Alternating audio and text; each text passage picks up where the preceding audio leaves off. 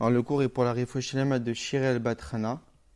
Bébé Tinok Ben Chana. Ben Hana. Et le Nishmat. Et le Nishmat. Chaim Yosef Ben Raphaël. Ben Raphaël et Shlomi. Refoua Shema Raphaël Younes. Et Refoua Shelema Joaïja Bat Esther. Joaïja Bat Esther. Colette Bat Esther. Le Nishmat. David Ben Nina. Et les Nishmat de Irmiaou Ben Avner. Et Sabrina. Et Refoua Shelema, les Sabrina. Mesauda Tova. Mesada Tova. Chaya Bat Sarah. Chaya Bat Sarah. Amos Ben Matilda. Merci. Alors, le cours de ce soir, il portera sur un petit passage de la paracha. Donc, le cours est basé sur un discours, un mahamar de l'Admor HaZaken, le premier rabbi de Lubavitch, où il rapporte tout au début de la paracha, on voit que Moshe Rabbeinu rassemble tous les bénis Israël. Donc, après la faute du Vaudor, après avoir reçu le pardon de Dieu, le deuxième Luchot, Yom Kippour. Ensuite, Moshe Rabbeinu il rassemble tous les bénis Israël pour leur indiquer l'ordre de Dieu de confectionner le Mishkan. Donc, qui a été déjà mentionné dans Parashat Teruma et Tetzavé, mais qui maintenant est répété dans les parachats de Vayakel et Pekoudé. Lorsque Moshe Rabbeinu introduit l'ordre de confectionner le Mishkan et de rapporter tous les matériaux, il indique aussi la mitzvah du Shabbat. Au tout début de la paracha, il est marqué Sheshet Yamim Ta'aseh Melacha V'Yam Shabbat, etc. Donc, pendant 6 jours, le travail sera fait, et le 7e, ça sera Shabbat. Sinon, pour quelle raison Moshe Rabbeinu rapporte la mitzvah de Shabbat ici? Rashi nous précise, parce qu'en réalité, on aurait pu penser que vu que la confection du Mishkan relève de l'ordre de Dieu, relève de faire un édifice pour Akadosh Baruch Hu, on aurait pu croire que construire le Mishkan est permis pendant Shabbat. Non. Mais vient la Torah de nous préciser d'abord l'interdit de transgresser Shabbat et ensuite la confection du Mishkan pour nous dire que non, le Shabbat prévaut et que c'est interdit de confectionner le Mishkan, de construire le Mishkan pendant Shabbat. Très bien. Maintenant, le Admor HaZaken, il rapporte un commentaire de Rashi, non pas dans notre paracha, mais dans la paracha de Yitro, où là aussi on a parlé de respecter le Shabbat dans les fameux 10 commandements, le 4e commandement.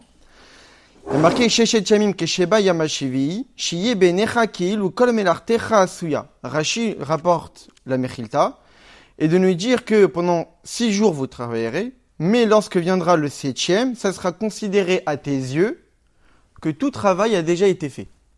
Alors que quand vient Shabbat, on ne doit pas être perturbé de ce qui nous reste à faire encore de notre boulot. On doit être tranquille dans notre tête. On doit considérer que tout a été fait. Et là, l'Admor HaZaken, il pose la question parce qu'on voit dans le langage de Rashi qui prend la Mechilta, il est marqué au futur. Et tu vas être considéré que le travail sera fait. Que le travail a été fait. C'est-à-dire quoi que le travail sera fait? Pourquoi c'est au futur? Autre question de l'Admor HaZaken, et qu'est-ce que ça veut dire qu'on doit considérer comme si que ça a été fait? Si concrètement le travail est fini, il est fini.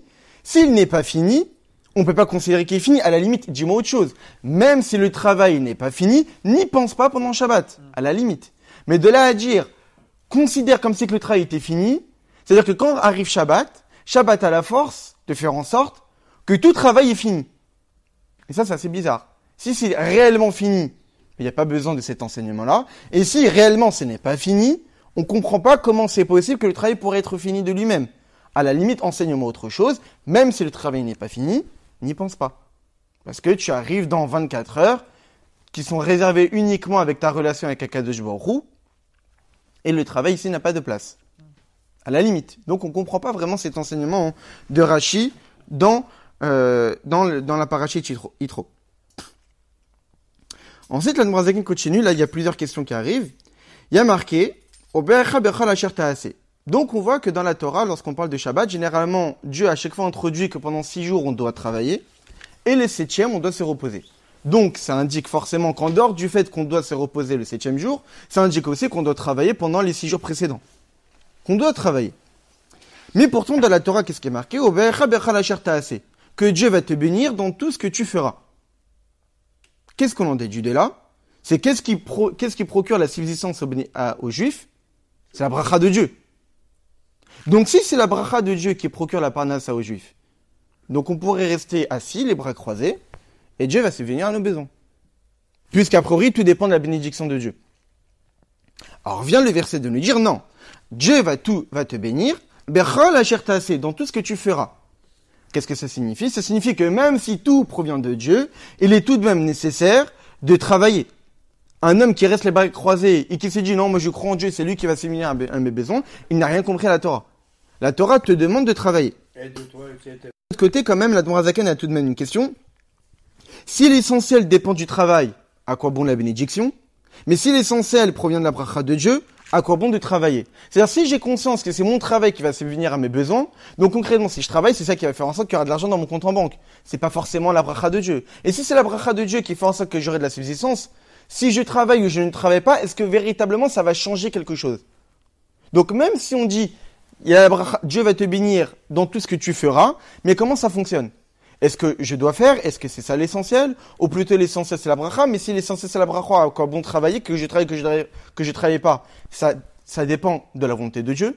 Ou plutôt, non, c'est mon travail qui définit les choses. Donc si c'est mon travail qui définit les choses, qui est bracha ou pas bracha, concrètement, si je travaille, il y aura forcément un salaire dans mon compte en banque.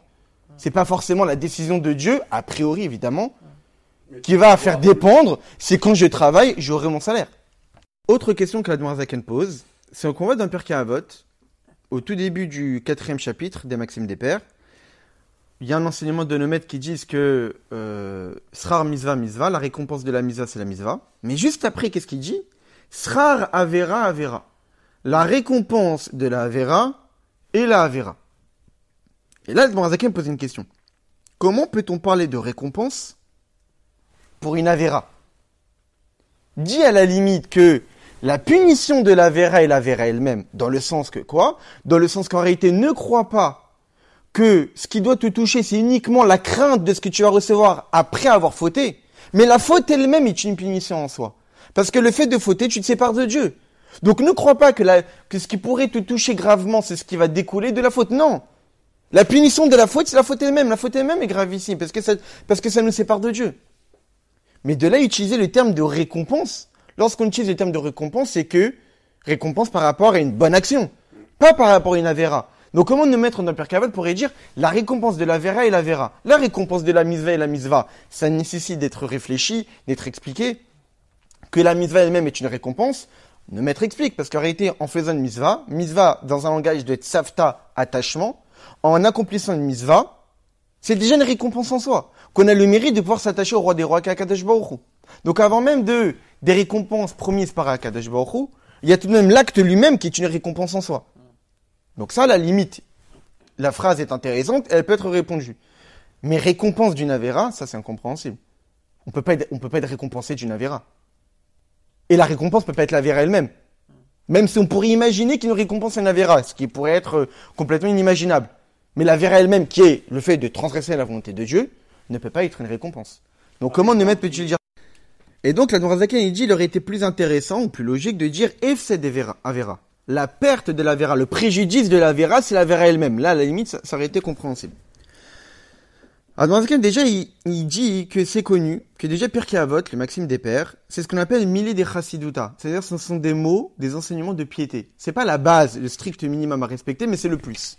Donc, lorsque Pirkei Avot s'adresse et indique au béni Israël des actes de piété, c'est que forcément, il ne s'adresse pas à des personnes qui sont déjà au ras des pâquerettes d'un point de vue de leur pratique spirituelle. Ce sont des gens qui ont déjà plus ou moins le minimum syndical et on va leur indiquer un niveau supérieur. Donc forcément que lorsque Pirkei Avot parle de la récompense de la Vera et la Vera, on ne parle pas à des personnes qui font des graves fautes. Parce que Pirkei Avot ne parle même pas à eux. Et même la Torah ne parle même pas à des gens qui font des graves fautes. La Torah parle à des gens qui, malheureusement, peut leur arriver de faire des fautes, mais ont quand même un minimum de regret pour avancer. La Zaken, il dit ça dans le Tanya, en expliquant la fameuse phrase de base du Tanya, qui est Karov elecha davar meod beficha bilvavcha la soto. Que la chose est proche de toi, beficha bilvavcha la soto, dans ta bouche, dans ton cœur, pour le faire. Et la Zaken, dans ces passages-là du Tanya, pose la question, mais comment peut-on dire que c'est facile, c'est proche, que c'est accessible pour tout un chacun, de servir Dieu dans la bouche et dans le cœur? Pourtant, nos sentiments, a priori, on les domine pas forcément.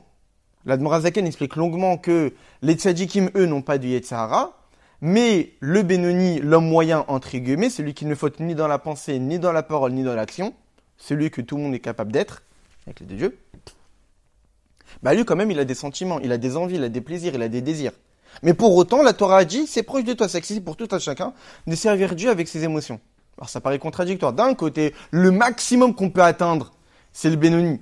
Celui qui ne faute ni dans la pensée, ni dans la parole, ni dans l'action, mais il peut désirer le mal. Mais la Torah te dit, tu peux servir Dieu même dans ton cœur. Mais si je désire le mal, je peux pas servir Dieu dans mon cœur. Alors, Admorazaken Zaken d'expliquer qu'en réalité, Dieu nous a créés d'une certaine manière, qui est Moach Shalit Alalev, que la tête domine au cœur. C'est-à-dire que même si l'homme il a des passions, il a des désirs, Dieu nous a donné une force dans notre cerveau, notre capacité intellectuelle de pouvoir dompter le cœur. À l'image d'un animal qui est capable de se faire dompter par un maître, notre cœur peut être dompté par notre réflexion de manière à faire en sorte que nos désirs et nos passions ne s'expriment pas. Et ainsi pouvoir servir Dieu avec plus de facilité sans avoir quelqu'un qui veut à chaque fois nous faire détourner du droit chemin. Mais l'Admorazaken de continuer, mais les Rechaïm, qui eux sont complètement différents d'un tzaddik ou d'un Benoni. Un tzaddik, il y a marqué Libam Birshutam. Ils maîtrisent totalement leur cœur. Pourquoi ? Parce qu'ils ont tué leur Yetzara. Le Benoni, leur cœur n'est pas dans leur propriété. Ils peuvent pas faire ce qu'ils veulent de leur cœur, mais ils ont leur capacité intellectuelle de manière à pouvoir les faire taire. Mais les Rechem, c'est tout l'inverse. Eux, ils sont sous la propriété du cœur. C'est le cœur qui fait ce qu'il veut d'eux. Au point que des fois, lorsqu'une personne exagère trop dans les fautes, Dieu lui enlève la capacité de pouvoir dominer le cœur. C'est-à-dire qu'il est même plus capable, avec ses capacités intellectuelles, de pouvoir dompter le cœur. Et donc, l'Admorazaken pose la question, mais si on dit qu'un rachat, lorsqu'il faut trop, et qu'il exagère trop dans son éloignement de Dieu, Dieu peut lui enlever d'une certaine manière, entre guillemets, le libre arbitre, la possibilité de pouvoir changer, devenir quelqu'un de meilleur. Évidemment, on a toujours le libre arbitre de pouvoir devenir quelqu'un de meilleur. Mais des fois, Dieu lui donne plus de difficultés, parce qu'il est un peu exagéré. Alors, Admorazaken de poser la question. Alors, cette phrase-là de dire que la Torah est proche de tout à chacun, même dans le cœur, que répond l'Admorazaken ? Oui, mais la Torah ne parle pas de ces gens-là. C'est-à-dire que la Torah, généralement, elle parle des gens standards, où on est tous des êtres humains, où il peut nous arriver de fauter, mais on a un minimum de regret de pouvoir avancer et essayer de changer nos comportements. Donc là, lorsque le Pirkei Avot nous dit « Srar Avera, Avera », la récompense de la Vera et la Vera, évidemment, on ne parle pas des très graves Averot. On parle de fautes plus subtiles. De quelle faute on parle ? Alors, on a parlé de Shabbat, que le 7e jour on se repose, et le 6e jour on travaille. Mais pourquoi on travaille ? À cause de qui on travaille ? À cause de la faute d'Adam Arishon. Ouais. Dieu a dit à Adam Arishon, du fait que tu as fauté, maintenant tu as pour subir la pesant, ça va être avec la sueur de ton front. Et il nous le rappelle chacun.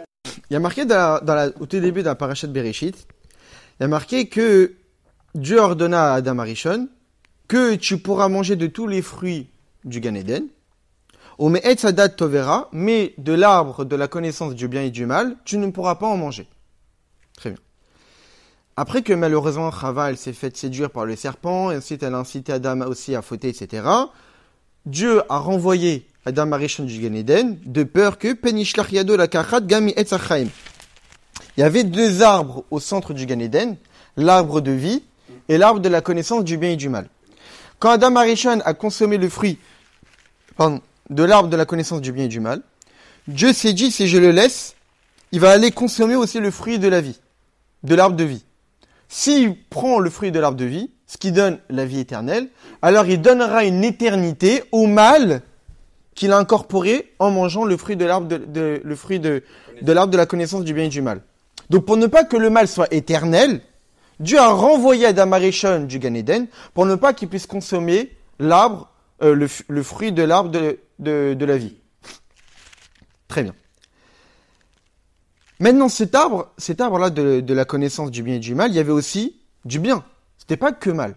Il y avait aussi du bien qui était mélangé. Et la question qu'on peut se demander, c'est qu'est-ce qui a fait qu'Adam Arishon faute ? Parce qu'Adam Arishon, c'est pas n'importe qui comme nous. Il a été créé par Dieu lui-même. C'était plus ou moins l'être parfait.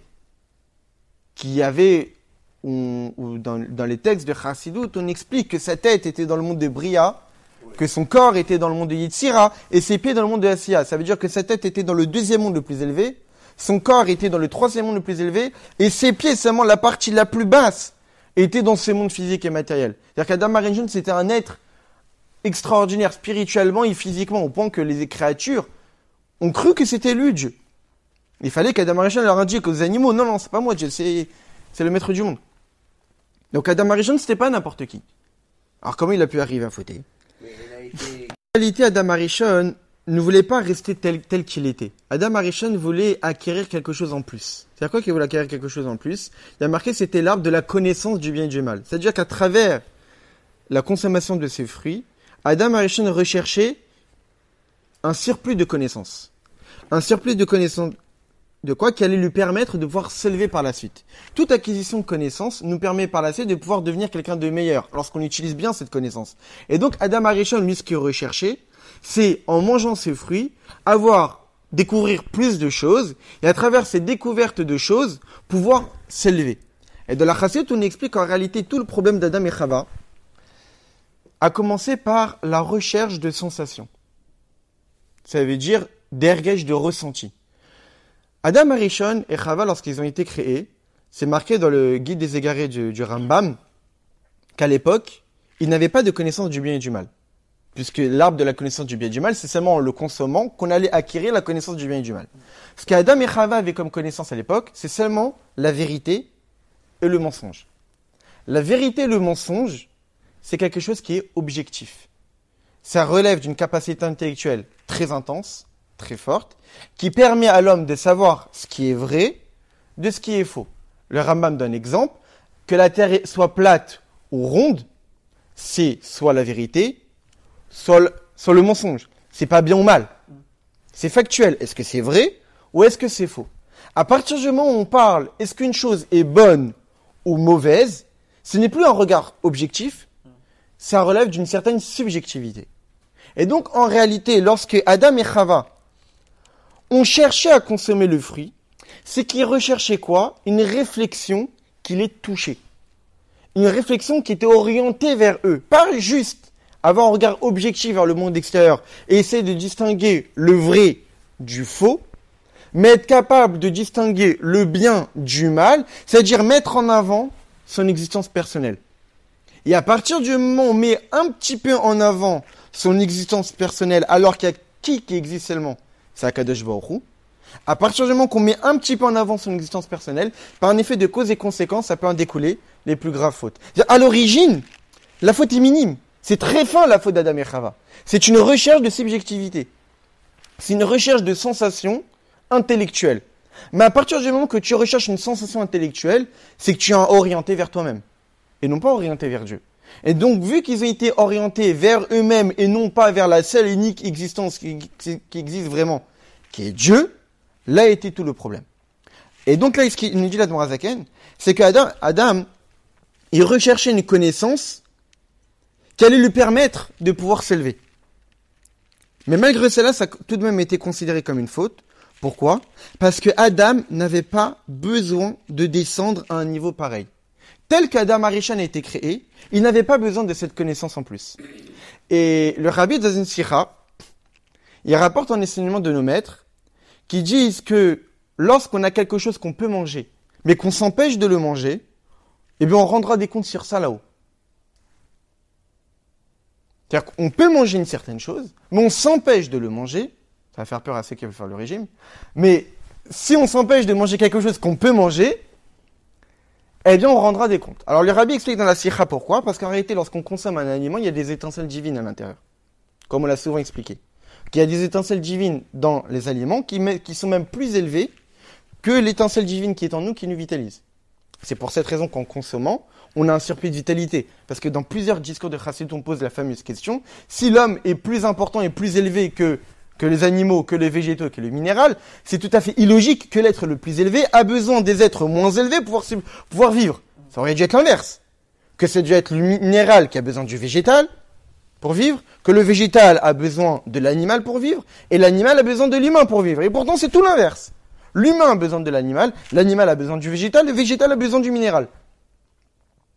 Alors dans la Chassidut, on a expliqué, parce que justement, le monde a été créé comme un mur qui tombe, où la pierre la plus élevée va descendre dans les niveaux les plus bas.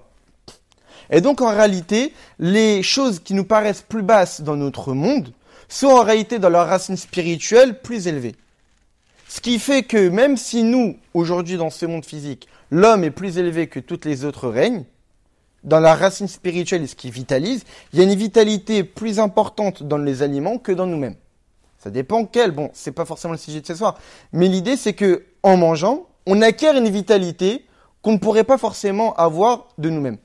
Donc, lorsqu'une personne s'empêche de manger, il empêche d'élever une étincelle divine qui se cache dans la nourriture. Mais le rabbi expliquait dans la Sira que ça dépend des circonstances dans lesquelles on est. C'est que si on a un certain niveau où manger peut nous apporter une élévation spirituelle, là, il faut manger. Mais lorsqu'on est déjà à un niveau extrêmement élevé spirituellement, où là, manger ne va pas nous permettre d'acquérir une élévation, mais plutôt une chute, là, il faut éviter de manger. Et là était le problème d'Adam Arishon. Adam Arishon était déjà à un niveau extrêmement élevé, il était façonné par Dieu lui-même. Vouloir rechercher une élévation spirituelle à travers la consommation du fruit de l'arbre de la connaissance et du bien et du mal, était fausse. Tu n'avais pas besoin de faire ça. Et donc, c'est pour cette raison que ça a été considéré comme étant une faute. Et là, la Zaken va un petit peu donner une parabole pour nous faire comprendre c'est quoi ces deux arbres-là. L'arbre de la connaissance du bien et du mal et l'arbre de la vie. Ces deux arbres-là peuvent être comparés aux deux sortes d'amour de Dieu qui existent.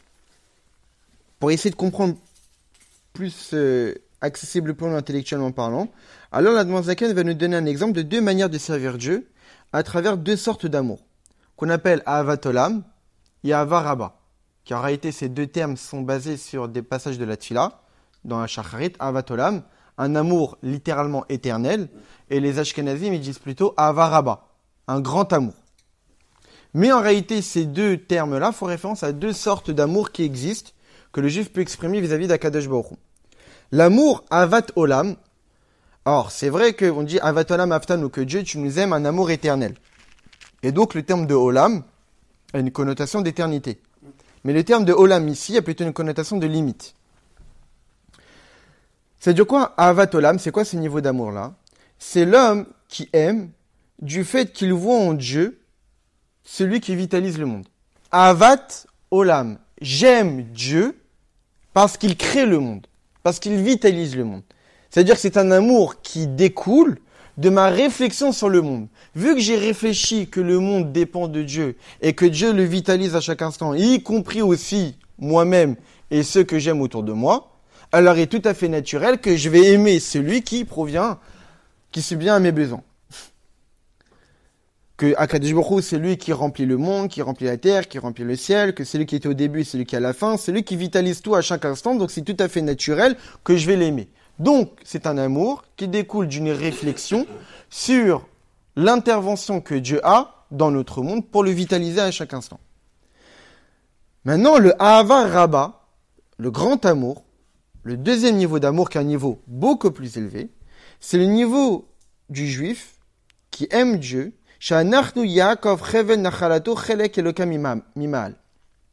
qu'on aime Dieu du fait qu'en nous, on est une partie de Dieu véritablement. En nous, on a ce qu'on appelle Chelek Elokam Imam Mamash, une parcelle du divin vraiment, qui est notre deuxième âme, l'âme divine. En chacun d'entre nous, on a deux âmes, l'âme vitale, l'âme animale, qui nous permet de vivre en tant qu'être humain et de vitaliser notre corps. Et aussi l'âme divine, qui nous permet de pouvoir vouloir servir Dieu, accomplir les mitzvot, étudier la Torah, penser sur Dieu, parler sur Dieu et faire ses commandements. Et vu qu'en nous, on a une partie de Dieu, cette âme divine, alors on aime Akadosh Baruch Hu de manière naturelle, profonde. Non pas qui dépend d'une raison, d'une réflexion, mais quelque chose qui est intrinsèque, qui est essentiel. Comme un fils vis-à-vis de son père. Et il est évident que pour un amour pareil, rien ne peut l'éradiquer, rien ne peut l'interrompre. Un amour qui est intrinsèque, qui est essentiel, qui ne dépend d'aucune raison, eh bien, il ne va pas dépendre de la présence de la raison pour que l'amour puisse exister. Un amour sans raison existera éternellement. Quoi qu'il puisse arriver dans la vie des deux personnes qui s'aiment, cet amour restera. Pourquoi ? Parce que ce n'est pas un amour qui dépend de raison logique. Et c'est ça la différence. Et c'est ça la différence entre ces deux amours. Que l'amour, Ahavat Olam, le premier amour, c'est comme une personne qui aime un autre par rapport aux choses qu'il a fait pour moi. ou parce que c'est quelqu'un d'intelligent, ou parce que c'est quelqu'un de beau, ou parce qu'il m'a déjà gratifié de bonnes choses, de cadeaux, ou il m'a rendu service, c'est dans le passé.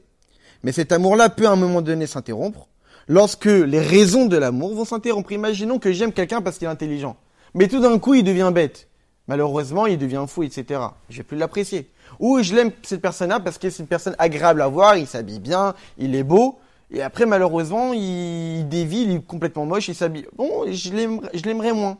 Ou je l'aime parce que on était en bonne entente, il m'aidait, etc. Et tout d'un coup, il devient une autre personne. Et il me regarde même plus, il me parle même plus. Bah, évidemment que je vais plus l'aimer. Pourquoi? Parce qu'en réalité, cet amour dépendait d'une raison. La raison n'est plus, la conséquence n'est plus. S'il n'y a plus la cause, il n'y a plus la conséquence. Mais, à Avaraba, ce grand amour-là, c'est comme un fils vis-à-vis de son père. Que cet amour-là n'a aucune faille, ne peut jamais s'interrompre. Et même si un fils, il peut des fois subir les critiques du père ou les réprimandes du père, etc., malgré cela, le fils aimera éternellement son père, quoi que son père ait pu faire. Et c'est ça qui est marqué, Maïm Rabim Yochlu Lechavot et Ta'ava dans Shir HaShirim, que les eaux nombreuses ne pourront jamais éteindre cet amour.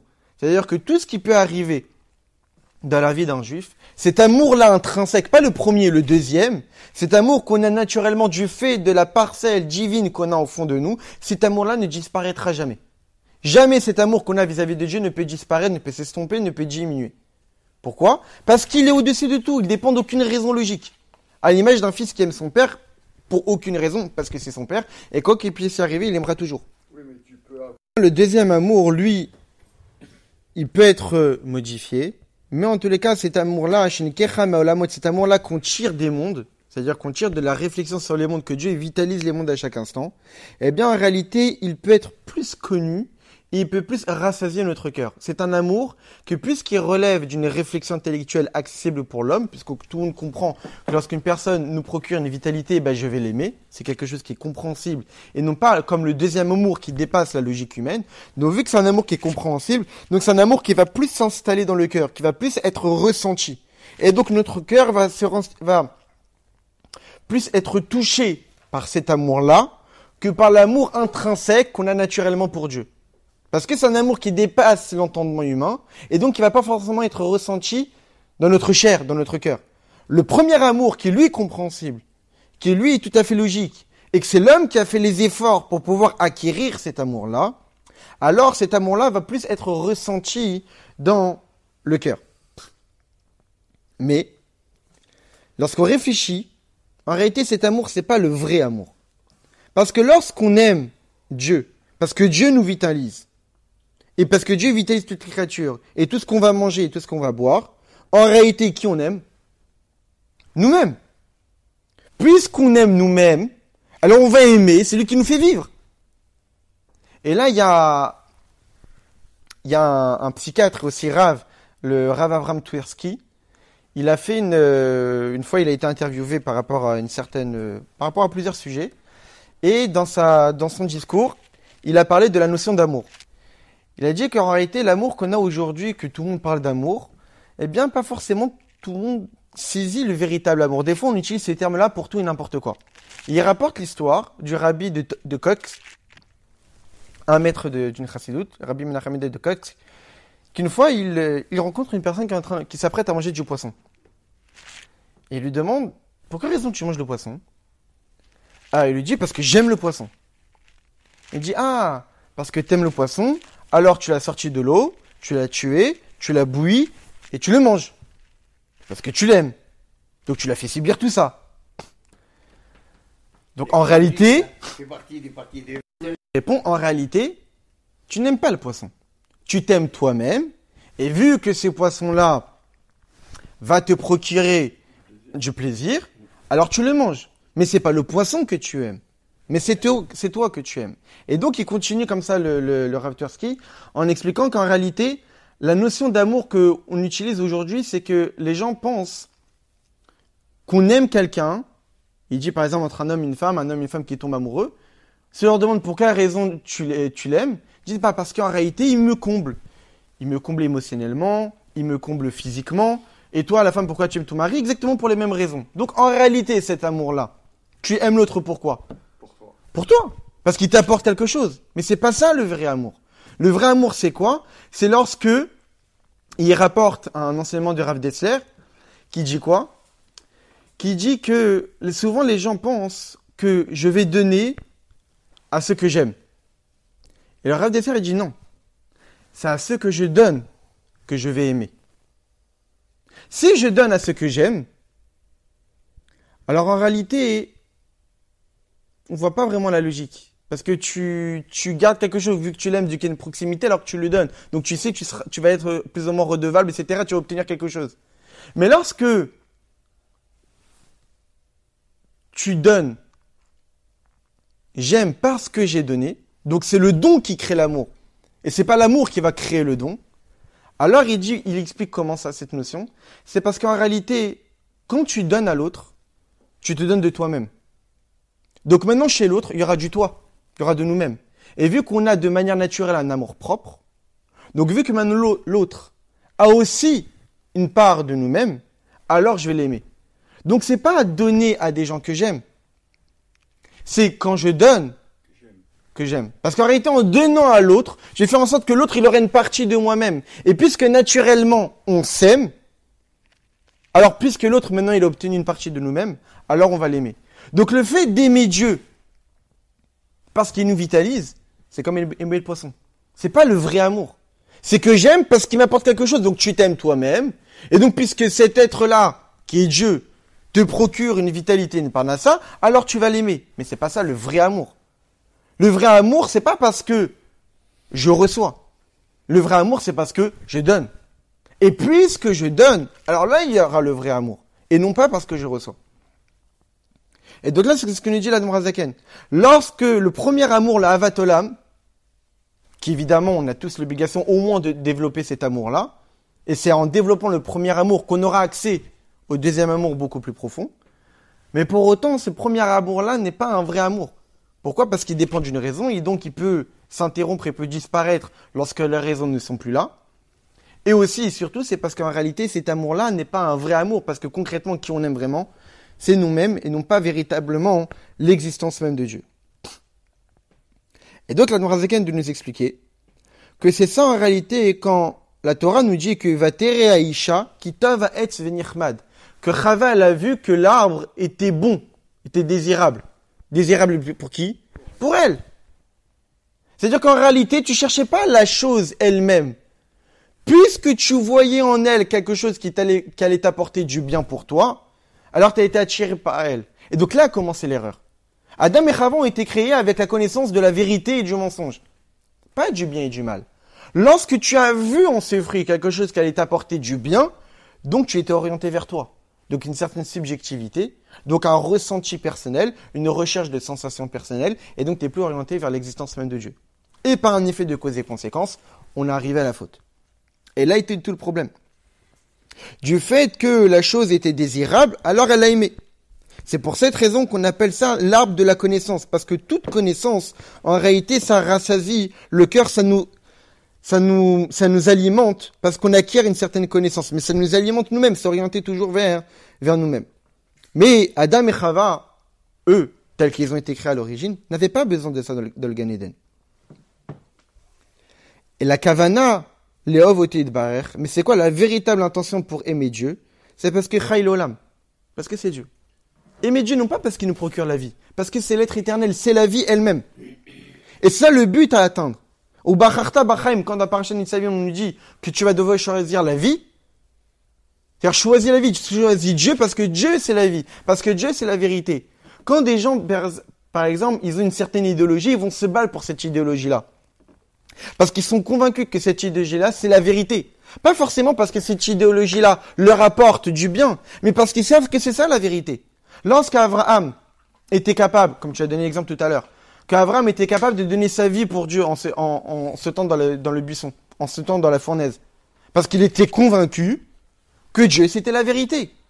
Mais là, tu es en train de te tuer pour la vérité. Donc en réalité, tu montres bien que ton amour n'est pas pour toi. C'est pour Dieu vraiment. Parce qu'il était capable d'aimer Dieu parce que Dieu est Dieu. Non pas parce qu'il y a une raison derrière, mais parce qu'il y a un lien profond qui fait que c'est illogique, ça dépasse l'entendement humain et je suis capable de donner tout pour lui. Comme les bénis Israël à l'époque de Purim. Et quelle était la punition? Donc Adam, qu'est-ce qu'il recherchait? Il recherchait de s'attacher au matériel pour pouvoir obtenir une élévation. Mais c'était inutile pour lui. Quelle a été la punition? Mida keneged mida. Tu as recherché à t'attacher au matériel pour avoir une certaine élévation, parce que tu recherchais un surplus spirituel à travers ça. Punition, tu vas travailler. On va te mettre dans le monde matériel. À la sueur de ton front, tu vas pouvoir te nourrir. Tu voulais te nourrir. Tu voulais t'attacher au matériel. C'est ce que tu auras durant toute ta vie. À la sueur de ton front, tu vas devoir chercher pour subvenir à tes besoins, pouvoir manger le pain, etc. Et t'investir dans la matérialité, pouvoir boire, manger, etc. En réalité, à travers cette punition, que maintenant tu vas devoir travailler à la sueur de ton front, c'est que cette chute-là, en allant travailler, on est en relation avec le monde matériel, mais c'est en réalité dans le but de s'élever. Et c'est ça, sera Avera. La récompense de la Avera. Adam Arishon a fait une Avera. Mais tu auras une récompense pour ça. C'est qu'à travers ta Avera, tu vas devoir travailler, mais ce travail que tu feras quotidiennement t'apportera une élévation spirituelle. Comment? C'est parce qu'en réalité, c'est cette Avera-là qui a créé, plus ou moins, la plupart de la Torah. Parce qu'à travers cette Avera-là, on est devenu mortel. Le Shabbat, non? Peut-être même. On est devenu mortel. Et du fait qu'on est devenu mortel, il y a eu toutes les mitzvot qui concernent les morts. Ne pas se rendre impur en contact d'un mort, ne pas se rendre impur, l'impureté quand on est sous le même toit qu'un mort, etc. C'est-à-dire que si on n'était pas devenu mortel, toutes ces mitzvot-là, on ne les aurait pas eu de la Torah. Alors, une question. Et donc en réalité, c'est ça la récompense de la Avera. C'est qu'en réalité, à travers cette faute-là d'Adam Arishon, la Torah s'est concrétisée. Que de nombreuses mitzvot qui dépendent de la mort sont apparues. Et s'il n'y avait pas eu cette faute-là, eh bien, on aurait perdu de nombreuses mitzvot. Les Chachamim nous disent, dans le Midrash, que Alpaim Shana Kodem Briot Haolam Aita Torah. Que la Torah a précédé 2000 ans avant la création du monde. Alors, qu'est-ce que ça veut dire? Et évidemment, comment peut-on parler de 2000 ans avant la création du monde, vu que le temps n'existait pas? Donc, parler de 2000 ans avant que le temps existe, ça fait un peu bizarre. Autre chose que l'Admor Zaken pose comme question, mais a priori la Torah et Dieu ne font qu'un. Donc si Dieu n'a pas de début et n'a pas de fin, comment peut-on dire que la Torah a été créée 2000 ans avant que le monde ne soit créé? Mais si la Torah et Dieu ne font qu'un, la Torah a toujours existé. Donc comment peut-on dire? L'Admor Zaken de continuer. En réalité, lorsque nos maîtres disent que la Torah a précédé le monde de 2000 ans, on ne parle pas de la Torah originelle, la Torah telle qu'elle ne fait qu'un avec Dieu, mais la Torah telle qu'elle a été concrétisée. C'est-à-dire que la Torah qu'on a aujourd'hui, elle est apparue 2000 ans avant la création du monde. C'est-à-dire quoi 2000 ans? En réalité, Alpaim en hébreu, déjà pourquoi ils disent 2000 ans? Parce qu'il y a marqué dans un Tehillim que la Torah était Vaya Etzlo Amon Yom Yom, et que pour Dieu, la Torah était comme un outil d'artisan. Parce que dans le Zohar, il y a marqué que quand Dieu créa le monde, il a vu dans la Torah, il a créé le monde. Comme un architecte qui voit un plan, comme un génie civil qui voit un plan, et c'est à travers le plan qu'il crée l'édifice. Donc la Torah, c'était le plan de Dieu par le biais duquel il a créé tout le monde. Et comme il est marqué que pour Dieu, c'était un outil d'artisan yom-yom, jour-jour, puisque aux yeux de l'homme, un jour de Dieu, c'est 1000 ans. Vu qu'il y a marqué jour, donc 1000 ans, ça fait 2000. Bon, évidemment que pour Dieu, même 1000 ans, c'est un seul instant.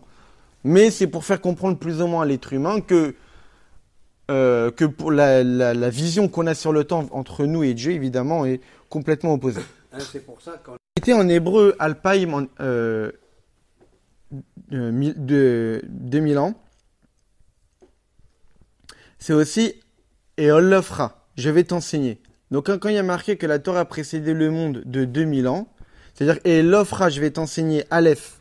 Elef, ça fait 1000, mais ça veut dire, c'est aussi du langage, et l'offre, je vais t'enseigner Chochma, la sagesse, l'idée intellectuelle, ve l'offre Bina, et je vais aussi t'enseigner le développement intellectuel. C'est-à-dire que lorsque la Torah, on dit qu'elle a précédé le monde de 2000 ans, alors évidemment, dans la Chassidut, on dit que précédé non pas chronologiquement, mais précédé spirituellement, elle a précédé de 2000 ans, c'est-à-dire elle a précédé le monde d'un niveau intellectuel qui dépasse tout. Et que de cette Torah-là, découle l'enseignement de l'idée intellectuelle et découle l'enseignement du développement intellectuel. Mais lorsque la Torah est descendue, mais lorsque l'homme, malheureusement, après qu'il ait fauté, la Torah, elle, avant que l'homme ne faute, la Torah n'était pas concrétisée telle que l'on aujourd'hui. Il n'y avait pas toutes ces mitzvot concrètes. Pourquoi? Parce qu'en réalité, avant que l'homme ne faute, il n'y avait pas toutes ces idées que l'homme peut mourir, d'impureté, etc.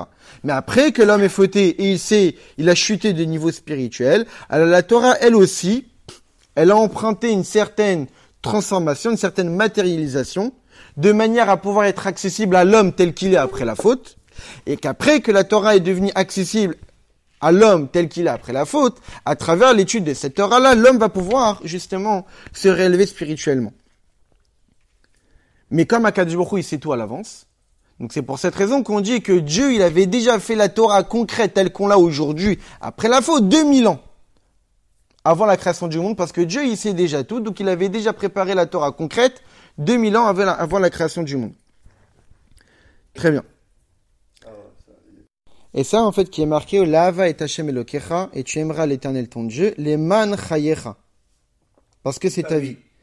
Je suis apprena de Olamot Chaye Olamim, parce que Dieu, c'est la source de vie des mondes.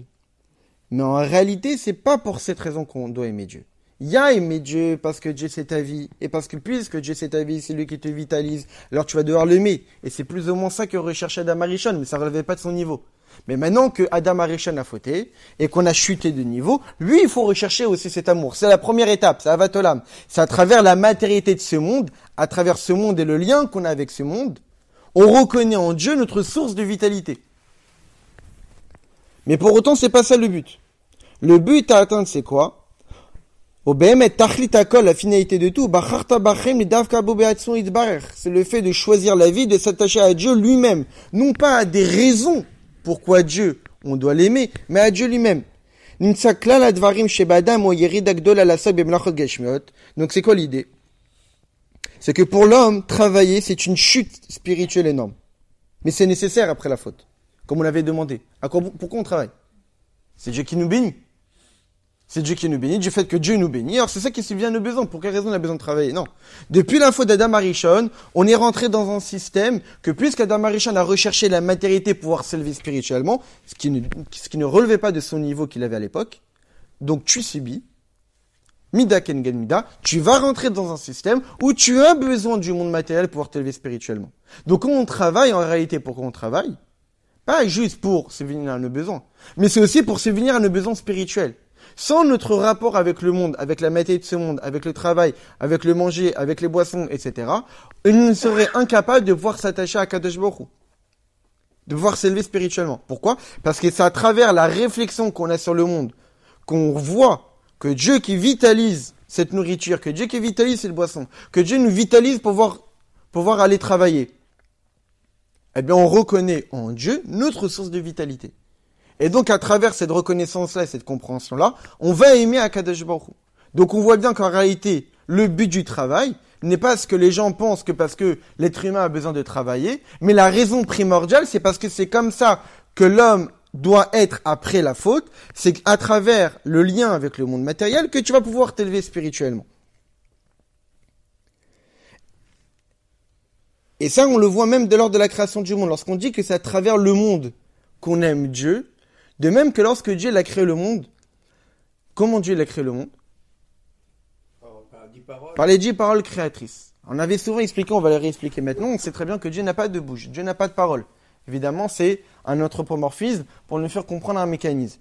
Que de la même manière que l'être humain, lorsqu'il parle, eh bien en réalité, c'est d'une certaine manière une chute de ce qu'il est capable. Parce que dans les capacités humaines, la plus élevée des capacités, c'est le plaisir, ensuite il y a la volonté, ensuite il y a la réflexion, ensuite il y a l'émotion, ensuite il y a la pensée, la parole, l'action. Donc la parole, c'est vraiment le niveau l'un des plus éloignés des capacités les plus profondes de l'âme. Donc lorsque l'homme parle, il fait une énorme chute spirituelle des capacités profondes de l'âme jusqu'à arriver à la parole. C'est nécessaire de parler, mais ça reste quand même une force de l'âme assez basse, comme on l'avait étudié il y a 2 semaines, parce que la parole est orientée seulement vers l'extérieur. À partir du moment où cette force-là est orientée vers l'extérieur, c'est que la vitalité de l'âme qui vitalise la parole est très minime, puisque c'est juste vers l'extérieur qui est nécessaire. Mais à chaque fois que une force de l'âme est orientée vers l'intérieur, alors la vitalité est plus intense et plus profonde, puisque ça concerne l'homme lui-même. Quand c'est vers l'extérieur, c'est plus, la vitalité est moins importante. Eh bien, c'est exactement pareil pour Dieu. Pour quelle raison on dit que Dieu a créé le monde par la parole? Dieu l'a parlé? Évidemment que non, Dieu n'a pas de bouche, etc. Il est bien au-dessus de toute idée de parole, c'est des anthropomorphismes. C'est pour nous faire comprendre un mécanisme. Comment? De la même manière que pour l'homme, parler c'est insignifiant, pour Dieu créer le monde, c'est insignifiant. Au point qu'on l'avait étudié aussi il y a 2 semaines, qu'en réalité, lorsque Dieu a créé le monde, évidemment que c'est pas par l'essence même de lui-même, mais c'est pas un rayonnement divin, et c'est même pas par un rayonnement divin, c'est un rayonnement de rayonnement divin, et c'est même pas par un rayonnement d'un rayonnement divin, c'est pas un rayonnement de rayonnement divin. C'est-à-dire la partie la plus basse qui existe. C'est ce qu'on voit de la Tfila, que chez Monisgav, Levado, qu'en réalité, le nom de Dieu lui-même est déjà trop élevé. Il y a Dieu, il y a son nom, que le nom d'une personne c'est déjà insignifiant par rapport à ce qu'on est, et même le nom de Dieu, c'est trop élevé pour le monde. Donc c'était un rayonnement du nom de Dieu qui a créé le monde. Et tout ça pour arriver à une étape, à un niveau spirituel assez bas, qui peut être similaire au niveau de la parole. De la même manière que la parole, c'est une force insignifiante vis-à-vis de l'âme, la force divine qui a permis de la création du monde est insignifiante vis-à-vis de Dieu. C'est une capacité divine qui est orientée vers l'extérieur, qui a permis de créer les mondes qui se considèrent comme étant extérieurs à Dieu. C'est pour cette raison que nous, quand on vit tous les jours dans notre quotidien, on ne ressent pas qu'on dépend de Dieu. Pourquoi? Parce que Dieu a créé le monde à travers une force qui fait croire à celui qui va être créé qu'il est indépendant. À l'image de la parole, lorsqu'on parle, en réalité, on voile ce qu'on pense. Quand on pense, on a énormément d'idées dans notre tête. Mais lorsqu'on parle, on limite, on contracte. On délimite évidemment toutes les pensées qu'on avait dans notre tête. Donc pas tout est dévoilé. Donc en réalité, c'est pour cette raison qu'il y a un mot en chassidut qui dit « La parole voit plus qu'elle ne dévoile ». Généralement, lorsqu'on parle, c'est pour dévoiler une idée. Mais en réalité, plus on parle, plus on met des mots à ce qu'on pense, plus on cache les choses qu'on pensait. Parce qu'en réalité, les choses qu'on pensait sont beaucoup plus profondes. Mais que malheureusement, avec les mots qu'on prononce, il est assez difficile de tout dévoiler. Donc on ne cache plus que ce qu'on ne dévoile. Lorsque Dieu a créé le monde à travers la parole, il a plus caché que ce qu'il a dévoilé. Concrètement, certes, il a créé le monde. Mais ce monde-là, qui ont été créés par rapport à la lumière divine qui précédait ce monde-là, c'est totalement insignifiant. Donc ce qui fait quoi? Ce qui fait que de la même manière que pour Dieu parler, c'est une chute, eh bien pour l'homme aller travailler, c'est aussi une chute. Mais c'est nécessaire. De la même manière que Dieu, il a créé le monde pour obtenir une demeure ici-bas, c'est une chute spirituelle. Mais c'est pour un but énorme, que Dieu fasse de ce monde une demeure pour lui. Eh bien, c'est exactement pareil pour nous. Certes, pour nous travailler, c'est une chute par rapport à ce que notre âme est capable de faire, mais pour autant, ça nous permet de pouvoir nous élever spirituellement par la suite. Très bien. Mais les Shabbats, qui est le sujet quand même, on ne travaille pas. Shabbat ve'inafash. On se repose et on ne travaille pas. Noach mitrirato, on se repose de notre fatigue. Pour quelle raison? Parce que le jour de Shabbat, il y a eu ce qu'on appelle Aliyot Olamot Kanoda. Il y a eu l'élévation des mondes. Comme je l'ai dit tout à l'heure, le monde a été créé par la parole divine. Donc pendant 6 jours, Dieu n'a fait que parler. Entre guillemets. Arrive le 7e jour, Dieu s'est reposé. Comme on dit le jour de Shabbat, Vayelcha Elokim Bayam Hashivi et Yom HaShabbat Vekadeshu. Etc. Donc, Vayechal Elokim. Que Dieu s'est arrêté. Dieu s'est arrêté de quoi? De créer. De créer par la parole. Donc, Shabbat, on est vitalisé comment? Si Dieu s'est arrêté de parler, et que c'est la parole divine qui vitalise le monde, alors comment le monde dit tourne Shabbat? En réalité, le monde est vitalisé durant Shabbat par une vitalité divine beaucoup plus élevée que la parole divine. Ce qu'on appelle la pensée divine. C'est pour cette raison qu'il y a marqué Vayechal Elokim. Dieu s'est arrêté.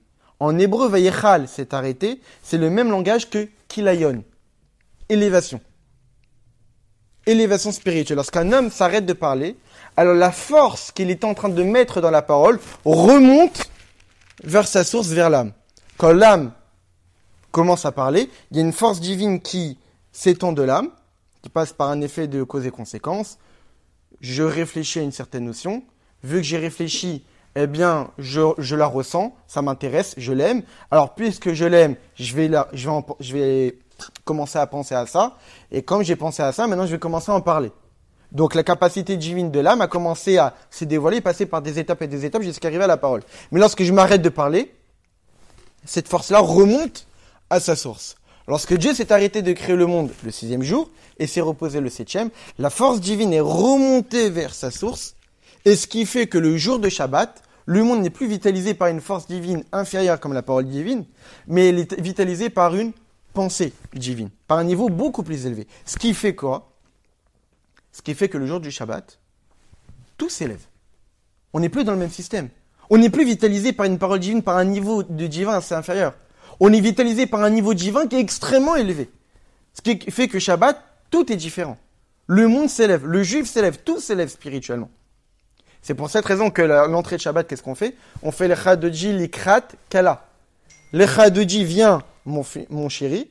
L'Ikrat, Kala, à la rencontre de la Kala. Kala, la fiancée, même langage que Kilayon, l'élévation. Vient, mon chéri, à la rencontre de la fiancée. C'est qui la fiancée? Le Shabbat. Et le Shabbat est appelé la fiancée, pour quelle raison? Parce que Kala en hébreu, c'est Kilayon, élévation. Parce que le Shabbat, c'est le jour d'élévation spirituelle. Parce que Dieu s'est arrêté de créer le monde par la parole, mais Dieu continue à vitaliser le monde par un niveau spirituel qui est extrêmement élevé. Très bien. Et tous les mondes s'élèvent au point qu'il n'y ait plus besoin maintenant de continuer à parler. Et c'est exactement pareil pour l'homme. Durant tous les 6 jours profanes, l'homme est investi dans le monde matériel, dans la nourriture, dans la boisson, dans le travail. Et c'est une chute pour lui. Mais c'est nécessaire. Depuis la faute d'Adam Arishon, cette chute-là est nécessaire pour pouvoir s'élever. Parce que c'est ce qu'on appelle Srara Vera, la récompense de la Vera.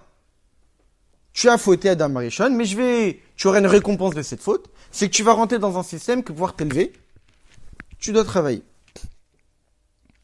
Mais le Shabbat, Yesh la'amin, il faut croire, chez Kol Ish Israël, chaque juif, nitradesh lo sechel chadash. On lui crée en lui une nouvelle idée, un nouvel intellectuel, des nouvelles capacités. On n'est pas du tout le même en semaine que Shabbat. On n'est pas du tout la même personne. Et ça qui est marqué dat pnimi. On a une connaissance profonde. Durant toute la semaine, on a une connaissance superficielle. C'est quoi la connaissance superficielle? C'est que c'est à travers le monde extérieur qu'on croit pouvoir s'élever. Comme l'amour de Dieu, le premier niveau d'amour. Le premier niveau d'amour, c'est à travers la réflexion que Dieu a créé le monde, que je vais pouvoir aimer Dieu. Donc c'est à travers la relation que Dieu a avec son monde, que je vais pouvoir aimer Dieu. Comme Adam et Chava ont cru que c'est à travers la consommation du fruit de l'arbre de la connaissance qu'ils vont pouvoir acquérir de nouvelles connaissances et donc pouvoir s'élever. Mais ça, c'est la semaine.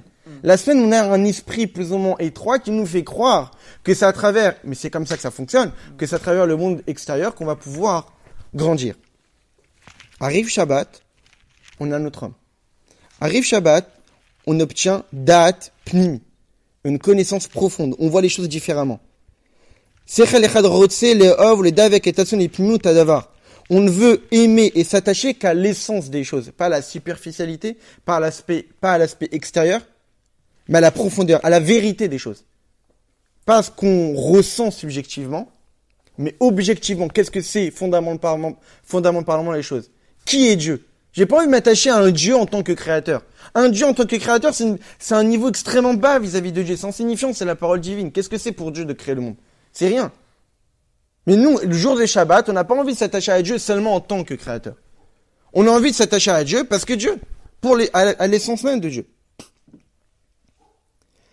Et donc le fait même que durant la semaine, on poursuit les choses matérielles, on poursuit les choses superficielles, etc. pour vitaliser notre corps. Et donc on voit bien que durant toute la semaine, on est en recherche de ça, et notre cœur est rassasié par ça. Parce que comme on l'a dit, c'est des choses qui sont accessibles. Donc vu que c'est accessible, donc notre cœur ressent l'importance de ces choses-là. Comme Adam Arishon, il recherchait un ressenti. Et pour obtenir un ressenti, il faut forcément que ce soit quelque chose qui est accessible, qui est plus ou moins compréhensible. Mais en réalité, il faut que l'homme arrive à pouvoir rechercher des choses que peut-être il ne ressent pas. Accepter de se dire que je vais essayer d'aimer Dieu mais je ressens pas, mais en réalité, je suis en train de rentrer dans un système encore beaucoup plus élevé. Rechercher seulement des ressentis physiques et charnels, c'est de se limiter à des choses limitées qui sont capables d'être ressenties par le corps. Mais l'homme, ce qu'il doit essayer de rechercher, c'est des choses qui dépassent le ressenti charnel et le ressenti physique. L'homme est capable de pouvoir s'attacher à des choses qui sont beaucoup plus spirituelles. Et c'est ça ce qu'Adam Arishon n'a pas compris. Adam Arishon était créé de pouvoir être capable de se suffire d'une connaissance et d'une proximité avec Dieu sans passer par des choses basses. Mais maintenant qu'il a fauté, on doit passer par ça. Mais Shabbat, Dieu nous donne la capacité de pouvoir voir les choses autrement. Et donc, c'est pour cette raison, la Khatkam avec Amashesh Lov, Oto, Idbarech Chaya, Chaim, Chayet Kolam, Davek et Tatsum Boidber, Venase Shalom, Kilo Yersa le Davar. Que lorsqu'arrive Shabbat, on voit les choses autrement. Pour quelle raison, en réalité, durant la semaine, on travaille? Parce qu'on ressent un manque. On a chuté spirituellement, on est plus qu'on était avant, donc on est manquant. Donc on est en recherche de pouvoir combler ce manque. D'où la nécessité de commencer, on travaille. Parce qu'à travers notre travail, à travers les étincelles divines qui se cachent dans les choses matérielles, à travers la réflexion que j'aurai, que Dieu me vitalise à chaque instant dans mon travail, dans ma nourriture, dans ma boisson, je comble ce manque qui a été créé par la faute. Mais lorsqu'arrive Shabbat, je rentre dans un autre système. Dans le système que j'ai plus besoin de travailler. Dans un système où je ne suis plus dans cette recherche-là d'obtenir un surplus spirituel à travers la matérialité, de pouvoir m'attacher à Dieu, non pas en tant que créature du monde par la parole, mais en tant que créateur du monde par la pensée. Et le juif, il est capable de pouvoir s'attacher à ça, à l'image d'Adam Arishon avant la faute. C'est pour cette raison que nos maîtres ont dit que lorsque vient Shabbat, on doit considérer que tout le travail est fini. Même s'il n'est pas fini. Mais on peut considérer que le travail sera fini, parce que lorsqu'arrive Shabbat, on n'a plus besoin de travailler.